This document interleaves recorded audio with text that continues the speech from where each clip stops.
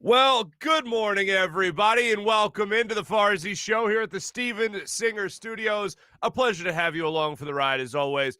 Great show planned for you today. And it's not just from the amazing wit and knowledge of myself. No, of course not. Adam Lefkoe joins the program today. NBA on TNT, Bleacher Report, The Lefkoe Show, so many other great things. I know him as the king of content throughout the entire pandemic. When it came to sports content, the man I followed was Adam Lefkoe. He'll be on the program today, a local guy, done good. So I look forward to talking to Adam Lefkoe coming up in just about 15 or 20 minutes or so. And we'll break down everything with the 76ers. We'll get into the Eagles and all that is the Philadelphia Eagles right now and where he sees the Eagles going at number 6 overall in the upcoming NFL draft. Less than 2 months away now, folks. I can't wait. I am actually excited to see the doom and or gloom of Howie Roseman in the upcoming NFL draft. So we'll get Adam Lefkoe's thoughts on all that and more coming up on the program. But I cannot get over that Flyers win last night. I can't get over it. I'm watching the game. They go down. First off, they go down 1-0 off a deflection of Travis Sanheim's glove. And I'm thinking, okay, maybe it's not their night. That's a freak goal. That's a freak goal. I originally thought it was tipped in by Malkin. It was not. It was off Sanheim's glove. And you hear before the game that Joel Farabee's not going to be playing because he's now on COVID protocol. So you're thinking that plus the deflection off the glove of your own defenseman, it's not going to be a good night. Boom. Down 3-0 just moments later. And then Alain Vigneault reaches into his back pocket and pulls out a Peter Laviolette-esque timeout. Calls timeout, down 3-0, 4 minutes into the game. And it's just like, all right, everybody, let's calm the hell down, and we got plenty of time. Let's do this. And what happens? He comes out. The rest of the team comes out. They skated to the bench, and they skated away from the bench after that timeout, a totally different hockey team. They were aggressive. They were on top of the puck. They weren't making mistakes anymore. They weren't turning it over. They were connected. There was a couple of plays that Claude Giroux had in those first 4 minutes where he was like swatting at the puck to just try to get it out of the zone or get it out of the crease even to try to help his goaltender out a little bit, and he wasn't able to connect. It was from that point on, he was connected on everything. The captain, Claude Giroux, connected on everything. You saw a totally different team. You saw Sean Couturier get them off the schneid by lighting the lamp with a absolute laser. James Van Riemsdyk provided the perfect screen last night. It was great. It was a great way to get things rolling again, and it reminded me, in a much lesser sense, obviously, because we're just talking about a regular season game here, but in a way it reminded me of what happened when the Flyers went down 3-0 against the Boston Bruins after battling back from being down 3-0 in the series. If you remember in that game 7, that's where Peter Laviolette called timeout a couple of minutes into that game when they went down 3-0, and they just said, all right, look,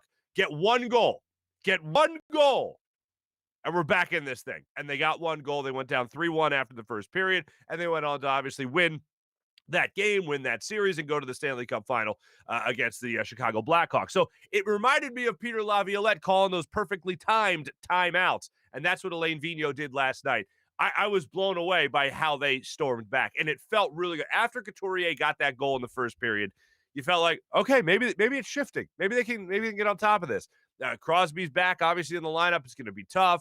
Malkin, obviously, is a hell of a player, and Kapanen has just been dominant in this series, the last 2 games, and he was looking good again yesterday. But the Flyers fought back. You saw Brian Elliott make a couple of big saves there, so a great night for the Moose after the first 3 goals. A couple of rebounds there on the first 3 goals, and again that deflection. So I'm not looking at Brian Elliott as he had anything of a bad 4 minutes in the first 4 minutes of this game, but overall played very well in this game, as did the team. We'll let you hear from Peter Laviolette. We'll let you hear from Alain Vigneault in just a second when it comes to what he said to the team during that timeout. And we'll also let you hear what the head coach of this hockey team, what the bench boss said about his captain and how he helped this team fight back. To all the young kids, to all the young players out there. Now, I didn't grow up playing organized hockey, some street hockey in Doylestown in Burpee Park with my boys growing up. A lot of street hockey, as a matter of fact. We played on rollerblades, so I guess technically roller hockey. But that's as far as it went for me with playing hockey. So when it comes to just watching the game, I like to still learn from the pros. And to all the young players out there, learn what G did yesterday. Stick on the ice, went to the net. Do those two things, good things are going to happen. And good things happened yesterday to the tune of 2 goals for the captain as well as an assist. An assist that an assist that went off the butt, I believe, of Scott Lawton. Maybe the hip. Maybe it went off the hip. But it was a wild game yesterday. And one of the things that hasn't been talked about enough is how everything seemed to be shuffled last minute when it came to the lines for last night because of how much Joel Farabee ended up not messing things up. It's not his fault. He's on the COVID protocol list, but all of a sudden he's not playing, and Alain Vigneault has to shuffle the deck. So let's hear from Alain Vigneault first and foremost on his timeout and what he said to the team when they came over to the bench being down 3-0. Yeah, it was pretty simple, and I just told him take a deep breath. Still a lot of time left on the ice. Play the right way, shift at a time, and that's what we did when we went out there and played the right way, and we were able to, dig ourselves out of the hole we put ourselves into, and won a big game for us, big character win. Character win is a great way to put it. A character win, absolutely. And that timeout was exactly what it should have been. It was a deep breath. Hey guys, let's chill for a second here. All right, we got 16 more minutes left in this period alone, and then got the rest of the way to go after that. We're going to be fine. And one of the reasons they were fine was for the aforementioned Claude Giroux, who had an incredible game, his best game since coming back from the COVID list, the first one back from the COVID list. Just 2 great games since he's come back with, a 14-day layoff, essentially. And this game was a phenomenal game for the captain. And Alain Vigneault talked about 2 things here. He talked about how Giroux played overall in this game. And then he also talked about how he had to do some improvisation as a head coach. Alain Vigneault on his improv as well as the Flyers captain. I thought he played extremely well tonight. He was good in our end when it was time to defend, and he was good on the forecheck. And that line with Q and Oscar, I thought had some good jump there. I'm not going to tell you what my lines were originally this morning. Came here, and then all of a sudden we find out that Joel's on the COVID protocol. So there's not one line that I had drawn up last night coming in this morning that was the same. So it is what it is. You adjust, adapt, and it's finding ways to win, and that's what we did. Like good teams do. Find a way to win. One of the things that jumped out to me, and they highlighted this on the postgame show last night, was Claude Giroux talking to Abe Kubel about not taking a shot. And Giroux ended up actually taking the shot that he wished he passed off to Abe Kubel, I believe is how the sequence went. And you saw him go over on the bench and talk to Q, and he apologized. The captain of the Flyers apologized to this young up-and-comer, saying, hey, man, that was I should have passed that off there. You can't be afraid to rip that shot next time. Apologizing to him.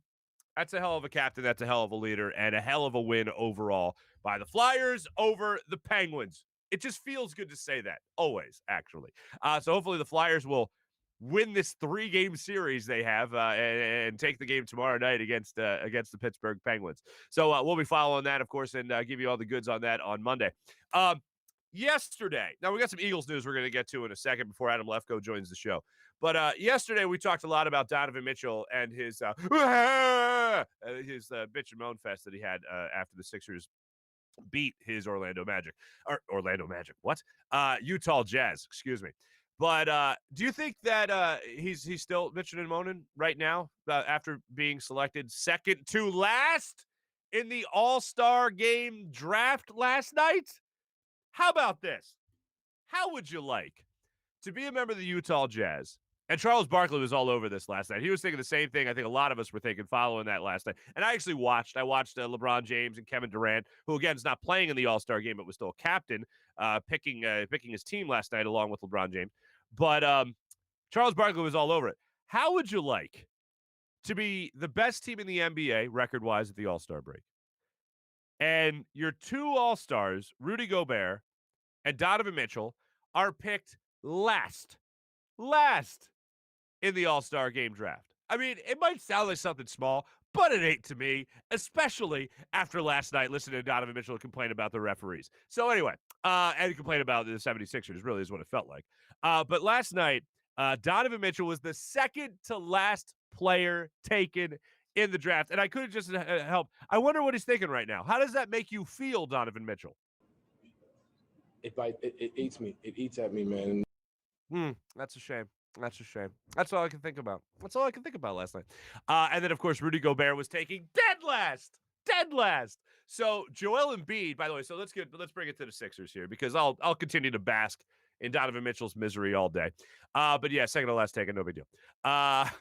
But Joel Embiid was the first center taken, and I believe he was the third player taken overall. And that if that's not another little vote at the MVP, I don't know what is. If Kevin Durant and LeBron James are picking teams here, you're the first center off the board, third pick overall, more or less here with Kevin Durant. You get Kyrie. It was Kevin Durant's second pick. Kyrie Irving was his first pick, and after they took Joel Embiid. So, yeah, maybe the fourth pick then.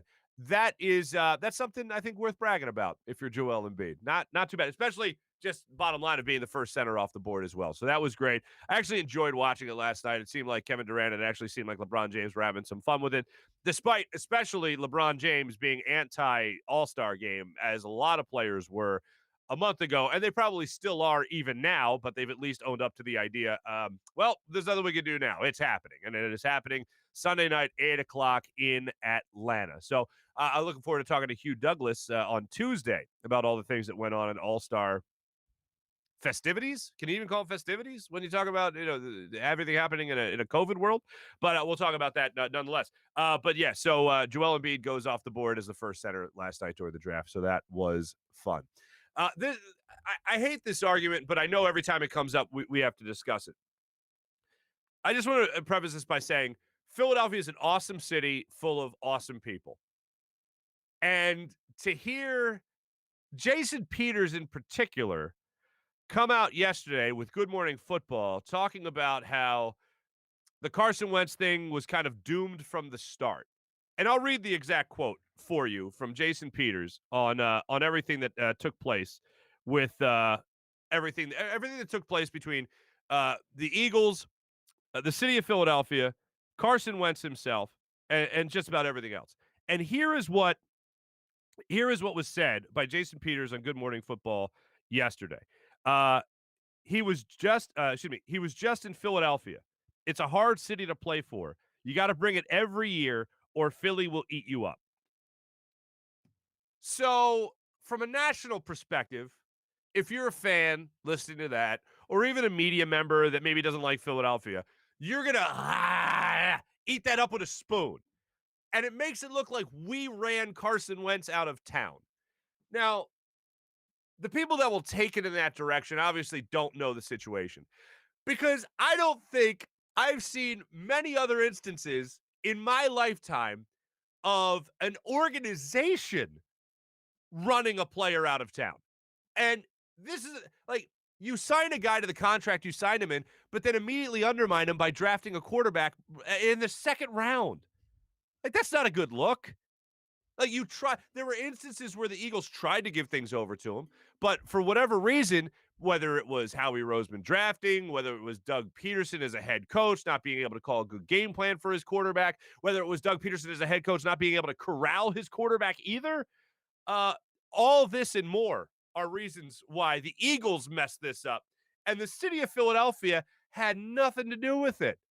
I mean, the city of Philadelphia, I was talking about how Carson Wentz, even in 2019, he impressed me more going to the playoffs with nothing, with no receivers, even with like a 500 yards, and guys like that you had to basically, you never heard of before. Took a team like that to the playoffs by rallying them at the end of the season. The way he played at the end of the 2019 season impressed me more than the 2017 season in its entirety, because there he had healthy guys. He had guys all around him helping him out, and the guys were making plays, basically. Nelson Aguilar had an incredible season for him. Zach Ertz was playing great. You had a great backfield with Jay Ajayi, Corey Clement, and Garrett Blunt. Like, you had weapons at your disposal. Alshon Jeffrey was playing great for the Eagles then as well. So you had weapons.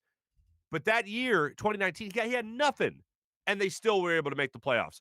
When you think about the rest of the organization, though, not being able to get the most out of a quarterback that you gave up so much just to get on the team is an epic fail by the organization, and has nothing to do with the city of Philadelphia or the fan base in itself. I was hoping he was referencing the front office, but when you say literally the city is tough to play for, that's where a lot of people that don't know any better are going to go, oh, well, Philly ran a guy out of town again. Couldn't be further from the truth. Could not be further from the truth. And one argument I did see was, well, they put a statue of Nick Foles. And this is one we always hear. They put a statue of Nick Foles in, and you expect Carson Wentz to still be a quarterback? Yes, I still expect you to be a quarterback for a couple of reasons. Yes, it's a statue, but it's also a promotion from Bud Light, and I'm not against it, and it's fine. It's the most iconic play in the history of the Philadelphia Eagles. Most iconic play since Chuck Bednarik and Frank Gifford in 1960, right? All that. Yes, I expect you as a quarterback to say, all right, well, to hell with that. I'm going to go get my statue now. Like, that's what an alpha male, super confident person, super confident player should do. It has nothing to do with Philadelphia, though. It has nothing to do with the fan base. This was, as I said at the time, an epic organizational fail by the Philadelphia Eagles. So, Jason Peters, no way. And you know what? If we ever get Brandon Graham on this show, he came out in The Athletic in an article with Zach Berman where he talked about how Philly's a tough place to play. And I will agree with my former partner, Trey Thomas, who was the first person to say this, and I wholeheartedly agree. Philadelphia ain't for everybody. And yes, we can be tough on certain people. And some people aren't ready for our strict father mentality of a fan base. But this case in particular had nothing to do with Philadelphia. It was all about the organization and Carson Wentz in his own right, more so than it was about a mean fan base or a fan base that's hard to play for. Sorry, we want you to be at your best. Miss Guzzi, all right? Now, before we get to Adam Lefkoe joining us in just a second, we do have the All-Star break coming up here in the NBA.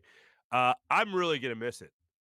I mean, a month ago, I was telling you how 2 days between games in the NBA was like an eternity because I'm enjoying basketball so much this year with the 76ers, and just everything seems to be coming together, and it seems like Doc Rivers was the perfect guy at the perfect time for this team. And there's a lot of games left to be played. There's a whole second half of the season that is just, I believe the word that our friend Tom Moore used yesterday on the show was quirky. Like, it's a quirky schedule going forward. And it is. They come back with at Chicago against the Bulls, and then they only have one more game against the Nets. So the measuring stick stuff is going to have to just come down to that one game. But I don't know what I'm going to do. Like, I don't know if you follow the show Arrested Development, but George Michael, the son, played by Michael Cera, he walks around, he like mopes all the time. That's how I feel. And I'll have the Flyers, and I'll enjoy the Flyers, and I'll be looking up draft stuff and all that fun stuff. But I'm really going to miss the Sixers, man. This is going to suck. This is really, really going to suck. And Mike Sealski, by the way, is a great article in today's Daily News about how we need to savor this moment. It's actually the back page headline, savor, basically. And I am basking in it because it has been a long time, as I've said many times before, since I've enjoyed a Sixers team the way I'm enjoying this one. And I don't know what it is, but maybe Adam Lefkoe can help walk me through as to why I'm having so much damn fun with this team. So Adam Lefkoe is going to join us in just a second. I do want to tell you, though, about my good friend Steven Singer of Steven Singer Jewelers here at the Steven Singer Studios.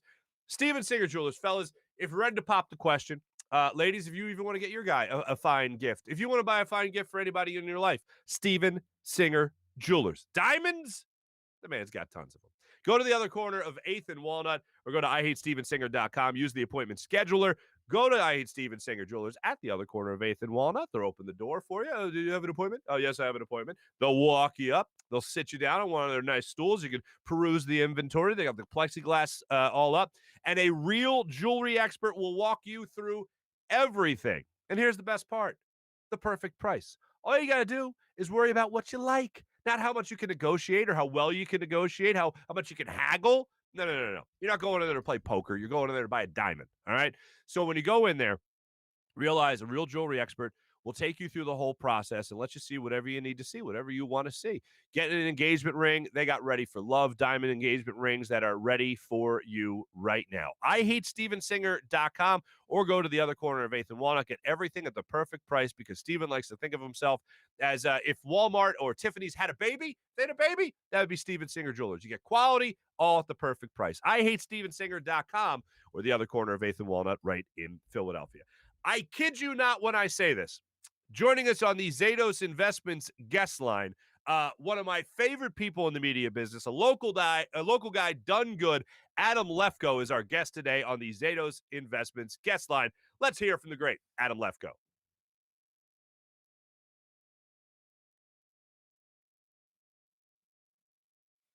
Yes, the great Adam Lefkoe. You know him from the NBA on TNT. You know him from the Lefkoe show itself. Adam, it's great to have you on the show. Thanks for joining us. I'm really here for the Farzis, which are your dedicated fans, which have been in my mentions a lot. Welcome to the world of digital. I'm glad you left that analog world behind for a life of ones and zeros, and the internet's happy to have you. Thank you. It's good to be on the old the internet. I appreciate that, man. It is a lot of fun. I'll say that much, but not as much. How's this for a transition? But not as much fun as watching the 76ers. I know, right? You've been watching the Sixers for a long time, obviously, and I described it earlier in the week as the most fun I've had watching the Sixers, as my microphone freaks out, the most fun I've had watching the Sixers since the AI days. I mean, really since that 2001 run. And yeah, it was fun with Jimmy Butler, but as great as Jimmy Butler was, it wasn't homegrown talent. This seems to be mostly homegrown talent finally coming into their own. Yeah, it feels this great because it feels like there could be validity behind it, where you're like, this could be a title run. Like that 2001 Sixers team, you're looking around, you're like, we could beat the Raptors. We could beat the Bucks. And as I look at the East right now, as I look at the NBA, Anthony Davis's injury in my mind gave a lot of life to this season. Because the beginning of this season was it's the Lakers and then everybody else. It's the Lakers plus Montrezl Harrell and Dennis Schroeder. And now that AD's down, you're like, the Clippers, they stink in crunch time. I'm not that sold on the Suns yet. The Utah Jazz, as we saw the other night, like they're beatable. And then you look at the East and the Nets are undoubtedly scary, but the Bucks, you kind of feel like they've taken a step back. The Raptors are not once what they were. And there's something about the way Embiid looks, the way that they're respecting Doc, the way that Simmons has gone, oh, I'm going to go full superhuman on the defensive side, that it feels really clean. Do I think they could still use a piece or two? For sure. But that win over the Jazz, to be beaten, I believe it was in the first half, I think Utah had hit 10 threes and the Sixers had hit one. And you're like, this is my fear about this team. Not a lot of great shooters. And then you're doing like Embiid step backs in the end. There's a lot of hope right now. And the NBA feels open. Like it feels like they really have a chance. Yeah, I got to say this. Like a lot of people right now in the NBA are hitting step back threes. You know who's not hitting three step back threes, step backs? 7-foot centers. The only one that's doing that really is Joel Embiid. Even Joker's not hitting those kinds of shots. It's so great that Sixers fans have really been right about a lot.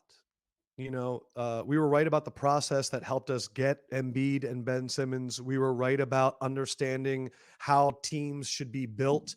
And I think that the Sixers fans were right for about 2-3 years at the end, where they were like, look, Brett, we love you, but we don't think you're the guy. And I think it was really like the franchise that was having a hard time separating those two things. And I think moving Al Horford and creating space and bringing guys like Seth Curry and Danny Green, that probably goes to Morey. But the relationship between Simmons and Embiid, in my mind, goes to Doc. It, of course, goes to the players themselves, but it seems as though the right buttons are being pushed to where we're getting the potential of the guys that had limitless potential. And I give so much of that to Doc, and God bless him. I'm so happy he's there. Yeah, I am too. I think we all wanted to have a regulator come in here as a head coach, a guy that had that cachet, a guy that had that respect, and Doc Rivers certainly is that. About that Jazz game real quick, there's two things I want to focus on. One, after the game, Joel Embiid said that he wants to be the defensive player of the year. not a couple of minutes later, Doc Rivers takes to the Zoom press conference and says, there's no way Ben Simmons is not the defensive player of the year. If it comes down to either Joel Embiid or Ben Simmons, who do you think gets the nod league-wide? Well, Gobert is probably the universal favorite because when people are worried that the Utah Jazz aren't going to win the championship, I feel like they load them up with other awards as like possible consolation prizes just in case. I think though that Simmons is more likely than Embiid because we have had moments that are very digestible for the common fan. Him guarding Damian Lillard on national TV was eye-opening. And it really, like, I remember the next day, that's all Bill Simmons could talk about for like 5 minutes. Him defending Luka a few weeks ago and holding him to barely anything. I think Simmons's stat lines are going to be more impressive when we see who he shut down. And I also think that in the playoffs, we need Embiid to put up some Shaq lines like he did against the Sixers in 2001. When you look at Shaq's finals numbers, it's something like 37-15, like it's ridiculous. I don't know if I need Simmons to score that much, but if we're putting him on a Harden or we're putting him on Kyrie, or who even knows if they end up putting him on Kevin Durant, there's part of me that wants to be like, we just need you to shut down a guy. And we're going to get scoring from Tobias, and maybe Shake comes in that lineup a little bit more, and hopefully they go out and get another shooter. But Embiid on defense has been great, but I think he needs to be in that 35 points per game and carrying the team, and Ben's the more defensive guy. Okay. So would you at least put Joel Embiid in that category of maybe MVP then for the rest for the season? 100%. Embiid and Jokic to me are the top two. And LeBron is obviously there. I think this last spurt where look, he had 38 the other night in the loss to the Suns. But Jokic and Embiid, it seems to be, there's a lot of momentum behind it right now in terms of the discussion of, the irony of the big guys being MVP candidates in this year.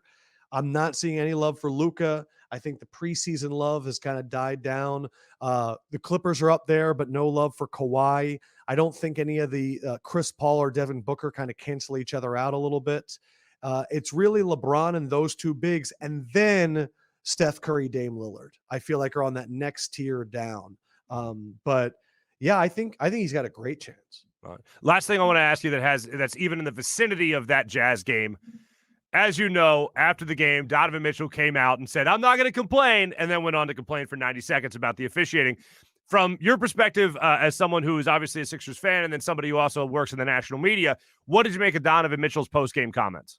My first thought was we have a trend in that, look, I was working Tuesday night when Devin Booker got ejected.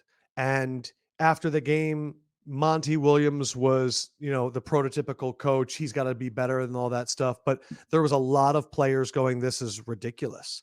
And I don't know if it's that the refs are just tired and they really need this all-star break too. But my first thought when I saw his comments was, what is going on right now in the NBA? There seems to be a divide between the players and the refs, and what is acceptable and what is not. I saw a clip last night of Montrezl Harrell of the Lakers getting a tech for screaming "and one." He hit a shot, he yelled "and one," and they teed him up. And they were like kind of looking around, and I don't know if this is a league mandate where they were like, we need to remove all of the talking from the game. But I hope that the NBA takes this week of All-Star break to figure out what's going on, because my reaction is this is bigger than just someone crying over spilled milk. Okay. He was legit angry. And I think it's a lot of these young guys that are going, do you know what these veterans say to these refs? Like, do you know what they get away with and what I've seen and the stories I've heard? And I can't even disagree. Because they know that no one's out there for the refs. They know that they're out there to watch them. So they're trying to go, let me be great. That's interesting. That's really interesting, actually. And plus, I do think the refs might be getting, as the players are, a little agitated with all the protocols that the league has installed due to COVID. I'm sure. Look, being a ref is like the most thankless job of all time. Nobody wants to hear from you ever. Yeah. And yet they're quarantining. And there's no athletic articles about the mental struggles of being a referee. Like, imagine going through all the mental toughness that a player is, except you don't get the salary, the fandom, and in fact, anytime you're on SportsCenter, it's because you messed up. Right. Like, I don't know how the ranks of the referees are being stocked right now, but I can't imagine it's a great time for them to have all these young recruits. But that might actually be a good article, like inside the mental struggles of an NBA referee, because they were in that bubble too, and I heard nothing about them. Right. Adam Lefkoe joining us here on the show. A couple of things that I want to touch on here, still in the basketball world. You said you wanted the Sixers to get another shooter, somebody obviously who can create. Right now, before the deadline, how good do you think this Sixers team can be when healthy? Are they an Eastern Conference Finals team? Are they a NBA Finals team? What's their height right now as is? I think they can win the finals. I think they can win the finals right now. Because like I said, with the AD injury, I feel like the NBA is wide open. And the fact that the Brooklyn Nets, look, do I want to be in a half court playoff game where it's just ISO ball and it's Harden, Kyrie, and Durant? Candidly, I'd probably bet on them, but we have a chance because Embiid down low on who? DeAndre Jordan, Nicholas Claxton, like they're running like Bruce Brown down there, and he's like 6'5". So I think that we have a decided advantage over every team in the NBA because of Joel Embiid. So it depends on the moves they make. In terms of shooters, I know Philadelphia, we love Kyle Lowry, and I know that's like a really popular name. I have another one that is also a Philadelphia native that I think would be a really nice piece.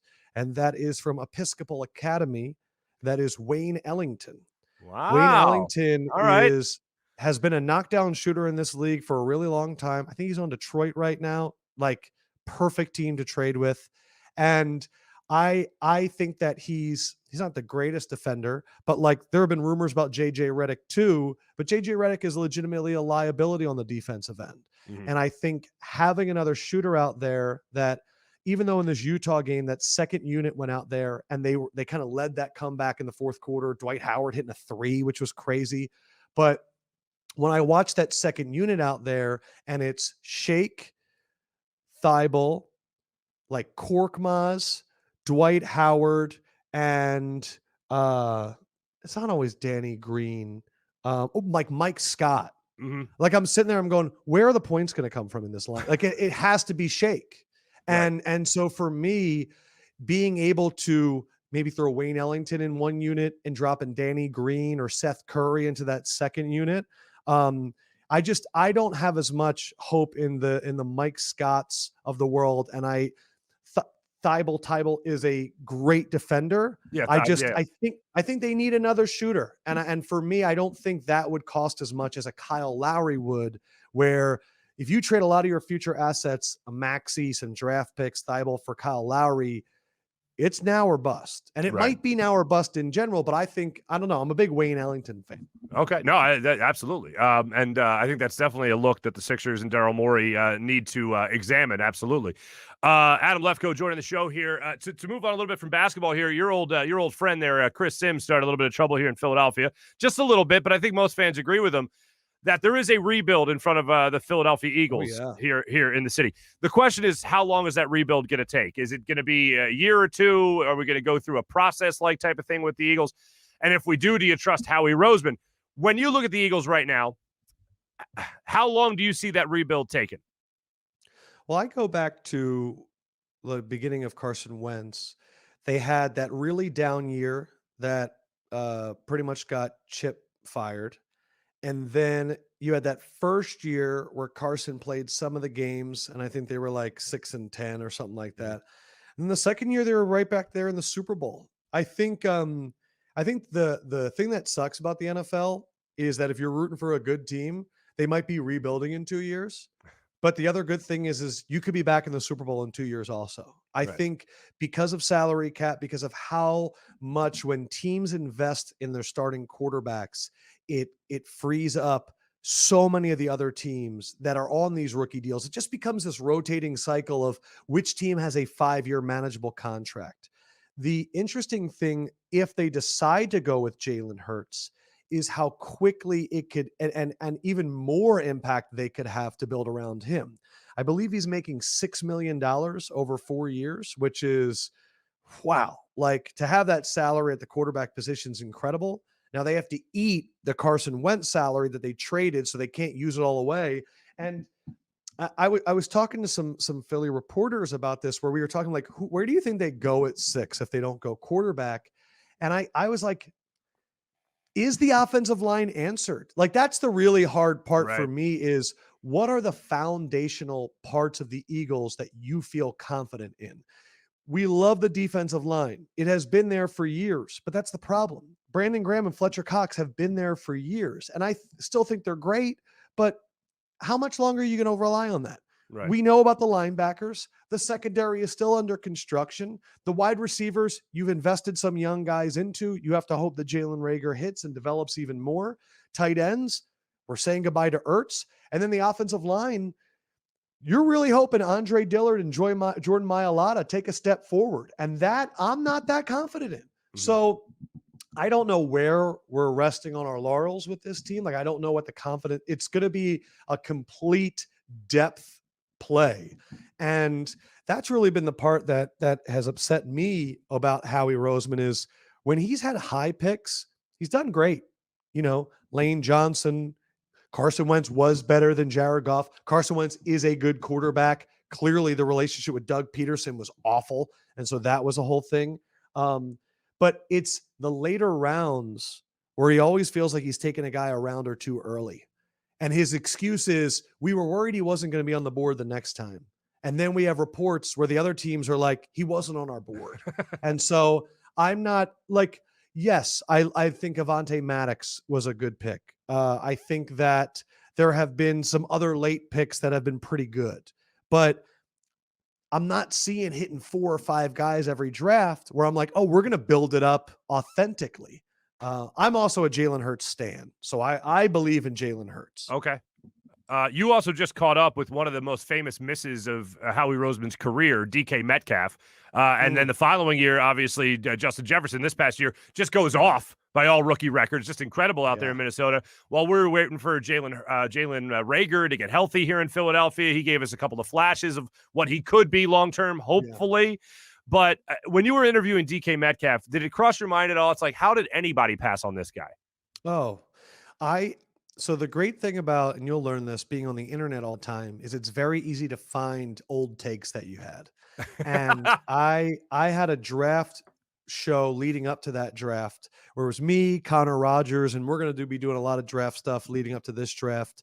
I just like to pick his brain because he like lives in that world 365, and Matt Miller.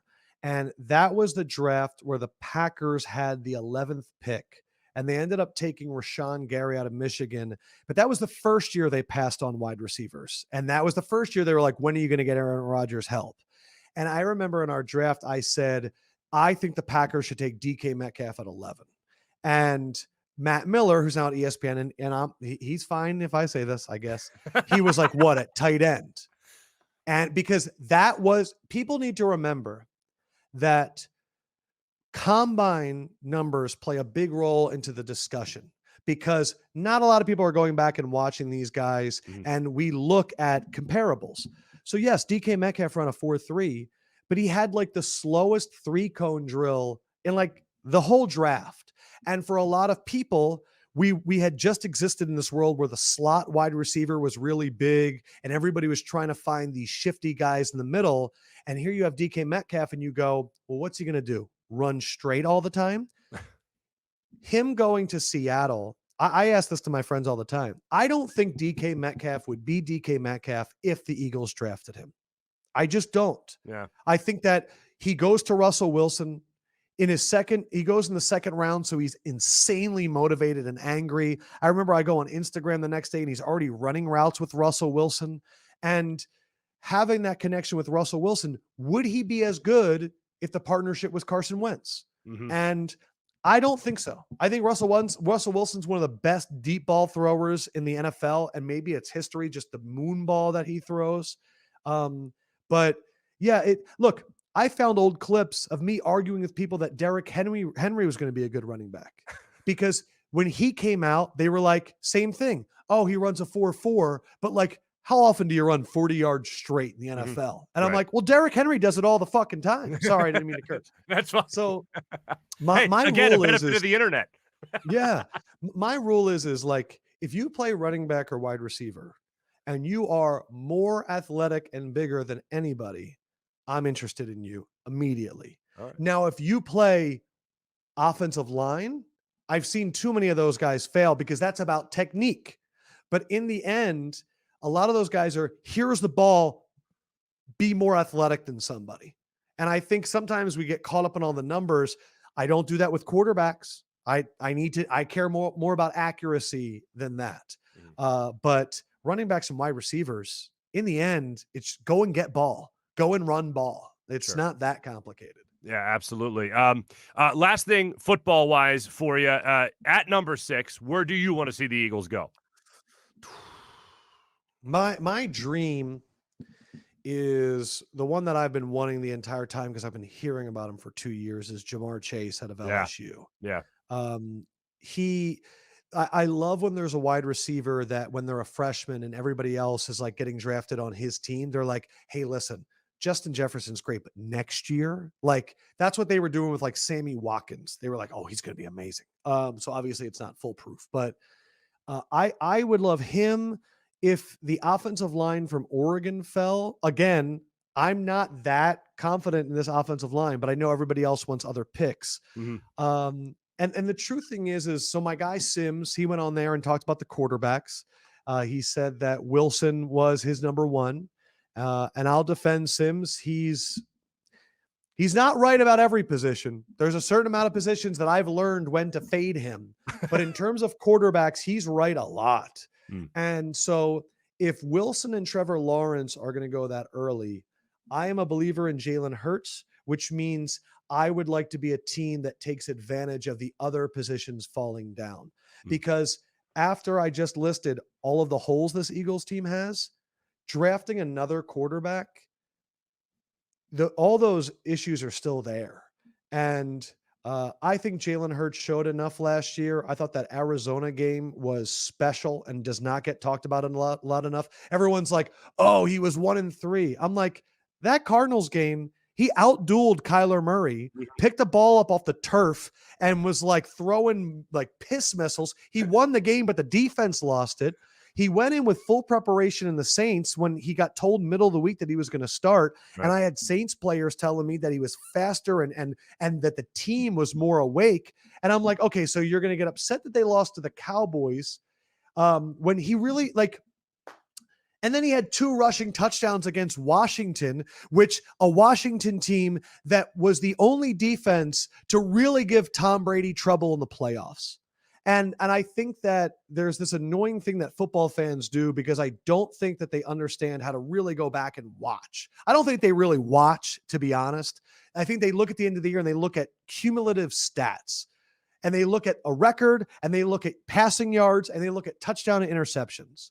And I'm going, so you're just not going to look at rushing yards. Well, he's a quarterback. He's got to pass. I go, in today's day and age, right? Kyler Murray, Josh Allen, Lamar Jackson, Patrick Mahomes. You have to have that piece. What about Tom Brady? Well, Tom Brady's the greatest quarterback of all time. So like back off. And I think that Hurts's mobility, the fact that he is a power lifter and he's dense, the fact that he already trains like a pro and already has this team like kind of with him, let him explore that. Let him use that leadership. And, he had a lot of fumbles last year. Russell Wilson led the NFL in fumbles his first 2 years as a pro. I think he had 12 fumbles and then 11 fumbles. Daniel Jones had a lot of fumbles. He fixed that. If your biggest fault is that you're not used to people hitting you in the back that weigh a lot more and are faster, like you're going to get better at that. He was accurate. I think that I would love a wide receiver. I'd be down for an offensive lineman. I don't know enough about the draft to know about this Kyle Pitts kid out of Florida, the tight end. 4 seems a little high to draft a tight end, even though, to be honest, it's kind of figuring out we don't really know what offense we're running. Right. The thing on Nick Sirianni is supposed to be 12 personnel, loves those tight ends like Frank Reich did. So that's why he's definitely, that's why he's entering my mind at that spot. Tight ends are tough. There have not been a lot of tight ends drafted that early that have been seen as worth it. Kellen Winslow was really taken up that high. Vernon Davis went that high. He had a long career, but not a great spout.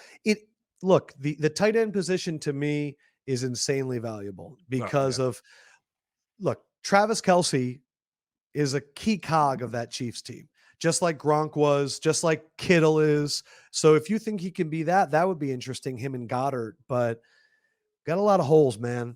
But no, I'm with you. And I hear that. I hear that sigh. I hear every ounce of it. I'll say this though, Mark, the one advantage is that this team is going to think less.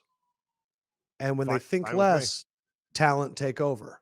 Right. Can Howie think less? Can Howie think a little less? Well, that was either Socrates or Nick Sirianni's opening press conference. But think less, talent takeover. If the Eagles are going great, I cannot wait for like the Eagles media to be like, how little are you thinking out there? How little? Like you just must be void of thought, empty cavern. Give me the most confused look you could possibly give me. Yeah. NBA on TNT. Any All-Star responsibilities this weekend? The only thing that I have to do is I am hosting a 2-on-2 rapper battle on Saturday night.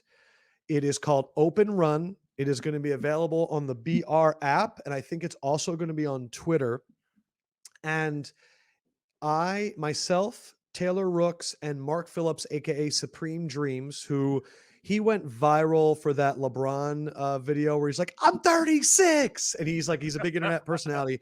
We're broadcasting, and it is 2 Chainz and Lil Baby versus Quavo from the Migos and Jack Harlow of What's Poppin' fame. And so they're playing to 21, and we're having a live DJ in the house. And I think the winning team wins $1 million. 500,000 goes to them, and then 500,000 goes to, I believe, an HBCU of their choosing. So, awesome. It was one of those things where at first I was like, are these guys going to try? And then they were like, Adam, they can win $500,000. And I was like, oh, they're going to try. So that's the only thing I have to do. Wow. I'm trying to enjoy the part of my career where I don't have to work all of the time. Okay. But still a lot of the time. Copy that. I understand. Yeah. Adam Lefkoe, still the content king as far as I'm concerned of all things pandemic. You helped get us through it with all the great content that you provided it, my friend. And I can't thank you enough for coming on the show. Make sure you check him out, of course, NBA on TNT, also Bleacher Report, the Adam Lefkoe Show. Follow him on Twitter as well. Adam, thanks so much, man. Really appreciate it. Hey, thanks for having me on. And to all the Farzies out there, it's like our saying, That's our saying. Our saying is a definitive pause. That's so when you go out there and COVID's over and you're having like your first live show and it's quiet, just know that internally we're yelling for you. That's good to know. That's good to know. Adam Lefkoe, great catching up with you, man. Thanks so much. Good talking to you, bro. See ya.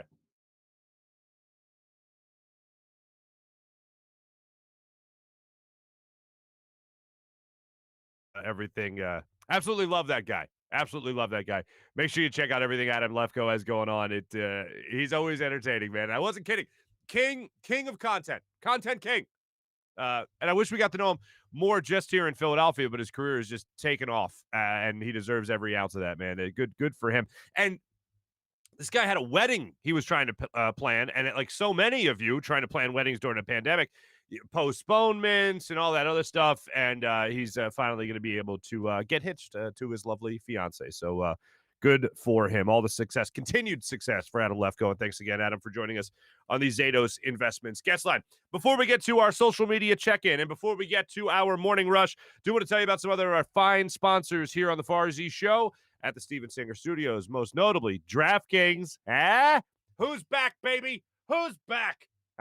This guy's back. We'll get to big bets a little bit later. But DraftKings wants you to get in on all the action with UFC 259 this weekend. Sure to be action-packed with 3 title fights taking place in one night. DraftKings Sportsbook, the official sports betting partner of UFC. It's putting you in the center of all the action going on this weekend. And how about this great offer? A no-brainer, if you will. Pick either main event fighter to land a punch during this weekend's UFC 259 bout, and DraftKings Sportsbook will give you 100-1 odds. 100-1 odds. That's crazy.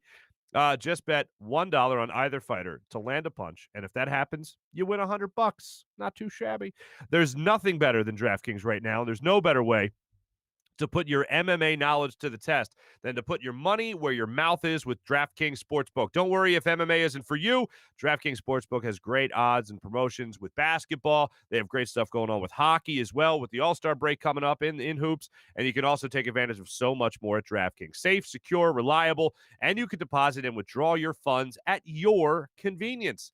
Download the top-rated DraftKings Sportsbook app now. Use promo code Farzy. That's promo code Farzy. And when you sign up, you can turn $1 into $100 if either main event fighter lands a punch on Saturday. Place your bet and watch the fist fly this weekend and use promo code Farzy to turn $1 into $100 if either fighter just lands a punch. For a limited time, only at DraftKings. Must be 21 or older, New Jersey, Indiana, and Pennsylvania only. New customers only. Restrictions apply. See DraftKings.com/sportsbook for details. Gambling problem, call 1-800-GAMBLER. Or in Indiana, call 1-800-9-WITH-IT. How about our friends at Zatos Investments that sponsor our guest line? Zatos Investments, an up-and-coming real estate development company. They are fantastic. An investment company as well in the Philadelphia area. They design the top of the line custom homes around the city, ranging from small single-family rehabs to ground-up new construction townhomes and condo buildings. Zatos also works closely with their private investor base to provide them with substantial returns on their investment, ranging from 20 to 40%. How about that? These guys are just crushing it right now in the Philadelphia real estate game. To see their properties and learn more, you can, and also how you can invest yourself. Now you can invest with Zatos. Go to info@zatosinvestments.com or visit zatosinvestments.com and make sure you ask him what Zatos stands for. It's a fun story. Sky Motor Cars always sponsors our morning rush. Big thank you to our friends at Sky Motor Cars. They helped us out with a lot of great giveaways. Saw our great Sean won a signed Carson Wentz jersey a couple of weeks ago. Congratulations, Sean. That was courtesy of Sky Motor Cars. If you don't know about Sky Motor Cars, what are you doing? Come on. SkyMotorCars.com. Go to Sky Motor Cars. They are the premier luxury dealership in the greater Philadelphia area that promises to provide honest and efficient service, whether you're buying, selling, or trading in your car. But Sky is not just luxury vehicles. No. They got something for everybody's budget. Go to SkyMotorCars.com to learn more. And when you buy or sell your next vehicle with Sky, tell them Marc Farzetta sent you. Tell them you're a Farzy. How about that? Huh? Tell them that, according to our friend Adam Lefkoe. Time now for our social media check-in. Some great comments I'm already seeing right now on YouTube. These are the comments I try to follow throughout the show. We also have a Twitter check-in as well. We'll do that in a second. But people just loving Adam Lefkoe, and how can you not? Like I said, a local kid, local guy, done good. Looking at some of these right here. Let's see here. Is G the most underappreciated athlete ever in this city? Taylor Hunkel telling us that. I think he's up there. But here's what I will say, and it's negative, but it's honest. And I'm saying this, I say this, and I appreciate. How do I say this? Claude Giroux hasn't pulled punches with people. On a phenomenal night of being the longest tenured captain, becoming the longest tenured captain in Flyers history, passing Bobby Clark, which snuck up on me. I didn't even realize it. He was asked about his captaincy, and did he talk about that he's like top 5 in the NHL in points in the last 10 years? No. Did he talk about anything like that? No. You know what he talked about? How they haven't won in his captaincy. He's like, there's no secret that during my captaincy, we haven't really won a lot. Like, meeting in the playoffs. I believe they won 1 playoff series since he's been the captain of the Flyers. That's what he focused on. Nothing else that he's done. Not like some great run that they had in, with Peter Laviolette, when Peter Laviolette called him the greatest player in the world and all that. No, he focused on what he didn't have. And when you talk about underappreciated, when you haven't won a lot, I think a lot of people put you in that small box. And it's unfortunate because I think he's a great player. But the bottom line is winning. And that's what Claude Giroux focuses on. And for us to focus on that, it's good to know that the athlete, unlike the Carson Wentz situation we're going to get back to in a second from Jason Peters, it's good to know that the athlete shares the same point of view as you, the fan. So I give the captain a lot of credit for that. Underappreciated, I'd say he's right about where he should be right now because even he acknowledges they haven't won enough yet. But I see what you're saying, and he's certainly in that category. Let's get a Trey day. Yeah, Trey's a busy man. We've texted. We're going to get him on the show. I promise you that. He's a great guy, and we're absolutely going to get Trey Thomas on the show. I promise you that. No, John seconding that. Who do we have here? It's T-Brew? I don't know. But anyway, love your comments. Thank you very much. We will get a reunion going here.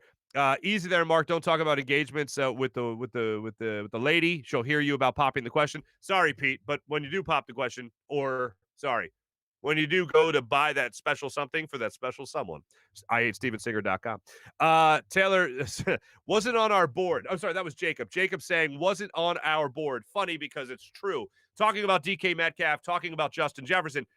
The most famous example of that is when Smitty from Barstool was on with us last week, and he highlighted the story of the video of Mike Zimmer being on the phone laughing that the Eagles did not take Justin Jefferson and instead took Jalen Reagor. Yeah, not very funny. Not very. Love the interview with Adam Lefkoe. I appreciate that. That's our social media check-in brought to you by our great friends at Steak and Maine. Go to steakandmaine.com to learn more information about the great restaurant in Northeast Maryland. Absolutely phenomenal Steak and Maine. Now time for our morning rush brought to you by Sky Motorcars and skymotorcars.com. A lot to get to today. I want to start it off on a well-wishing note here for Colin Gillespie of Villanova. Now, some of you might be saying that know me. Mark, you're a Temple guy. Why are you talking about Villanova? I'll tell you why. Because I'm also an Archbishop Wood graduate, Archbishop Wood High School in Warminster.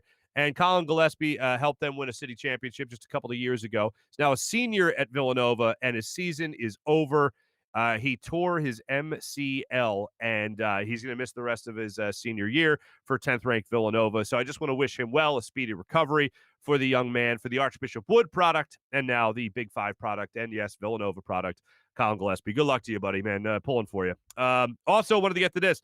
In case I didn't mention it earlier in the show, but I know I did, but I just really like basking in it. Donovan Mitchell was picked second to last, and Rudy Gobert was picked last in the NBA All-Star draft. So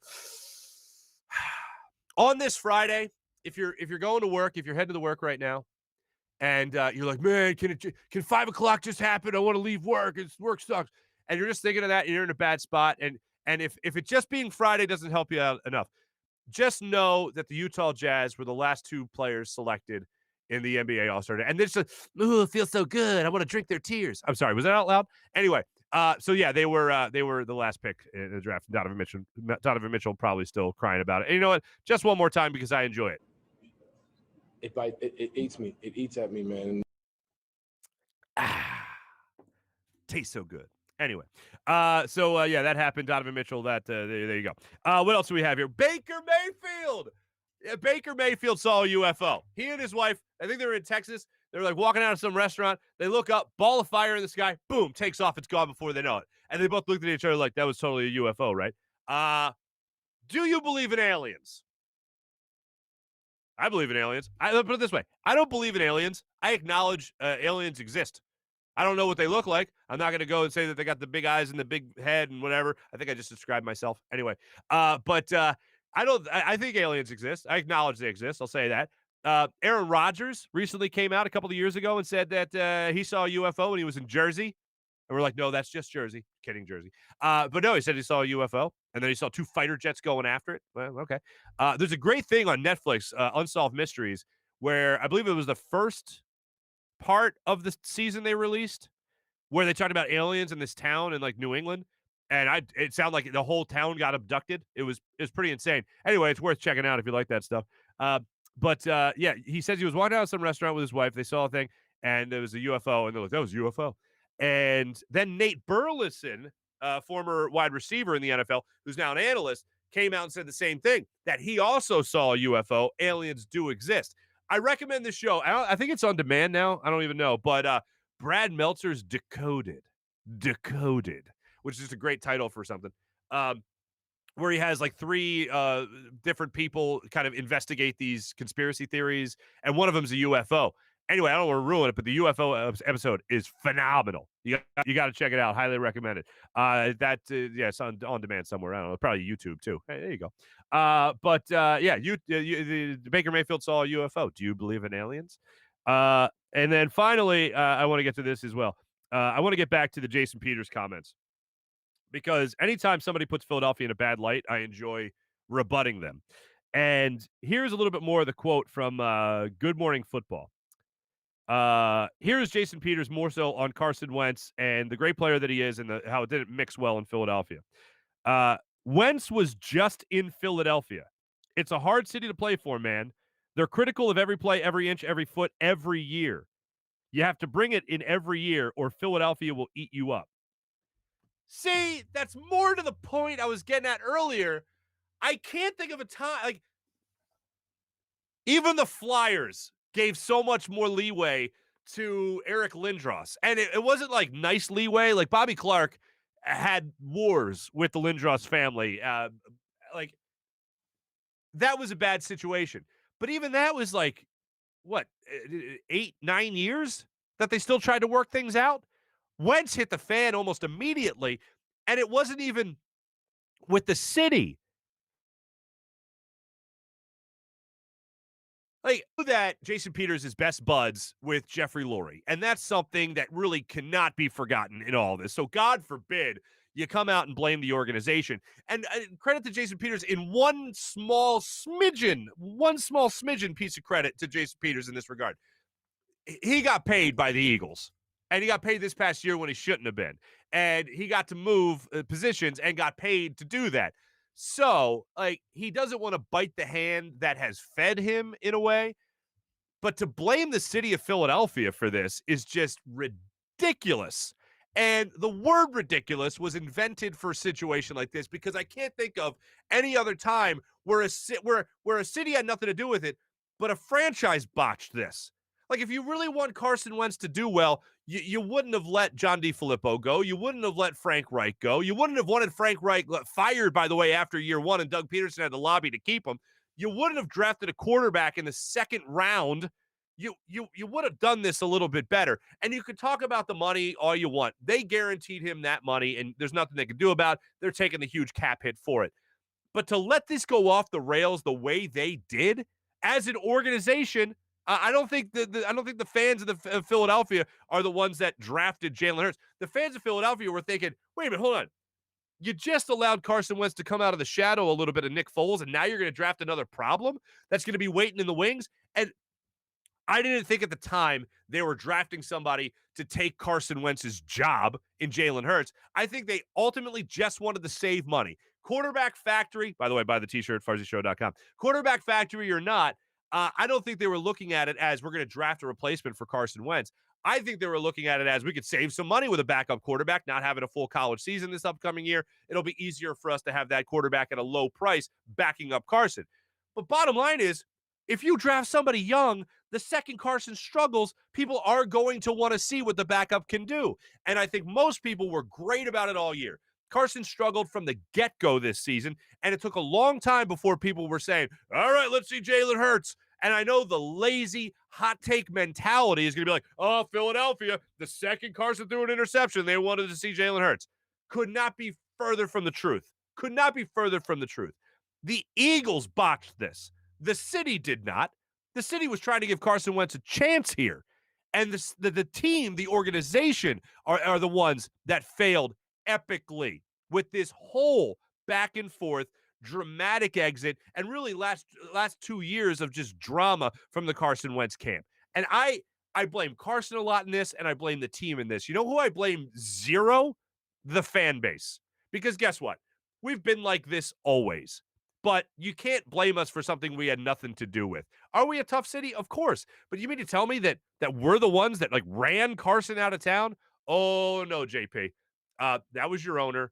That was your general manager. But God forbid you rip Howie or your buddy Jeffrey Lurie. God forbid you rip Howie, the guy that re-signed you, then gave you more money when he wanted to just move positions on the offensive line. And by the way, nobody was banging down your door either. So I think I see right through Jason Peters.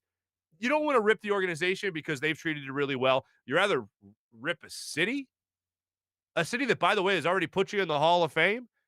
And I know we talk about that a lot, but Reuben Frank, I suggest go back to the beginning of the football season. Reuben Frank wrote a great piece on how Jason Peters is not a lock for the Hall of Fame. But you want to talk about a city that has embraced someone? They embraced Jason Peters. True, because he earned it, because he did play great. He did play at least at a Hall of Fame level. But right now he wants to blame a city for the Carson Wentz debacle. We're just sitting here eating the popcorn, enjoying the craptastic fail that the organization had along with Carson Wentz. So I can't stand the like, you can blame us for a lot of stuff. I hate being blamed for something we had nothing to do with. So that was just bogus. That was our morning rush brought to you by Sky Motor Cars and SkyMotorCars.com. Big bets. I'm back, baby. The Bucks cover last night. They were at +3. They ended up winning over the Grizzlies, I believe, by a point, 113-112. Don't quote me on that. But they won. I'm back. I had my buddy Bennett text me saying, hey, when are you going to give us a hockey pick? Probably never. It's like playing with fire. I have no idea how to bet hockey. No idea how to bet hockey. But I'll be back with you guys with the big bets come when the NBA returns. We'll give you some college bets coming up next week. But make sure you take advantage of all that is going on with DraftKings as they bring us our big bet segment. DraftKings, download the DraftKings Sportsbook app. Take advantage of everything going on with MMA, UFC going on this weekend, Saturday. Take advantage of that and more at DraftKings.com. Ladies and gentlemen, another fun-filled week of shows, and we've been doing the show now for a month, and I just want to thank you for the amazing support you guys have given us at this show. And I say us because, yes, I'm on the microphone here. Jim Hyden does a great job producing the program, making sure this goes out to all our social media platforms. Josh Weinfeld of Buzz Sports and Entertainment does a great job with all our social media and helping get guests and just everything. It is a team no matter what.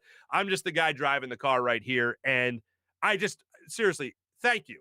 Just to everyone that listens to the show on the podcast, everyone that watches on YouTube, on Twitch, Twitter as well. In my wildest dreams, I couldn't imagine how well this has gone over the first month plus now. And just from the bottom of my heart, just seriously, thank you. I hope you have a wonderful weekend, everybody. Enjoy the All-Star game. Ben Simmons versus Joel Embiid. Might as well be Team Embiid and Team Simmons as far as I'm concerned. But enjoy that. Look forward to talking to you guys again on Monday.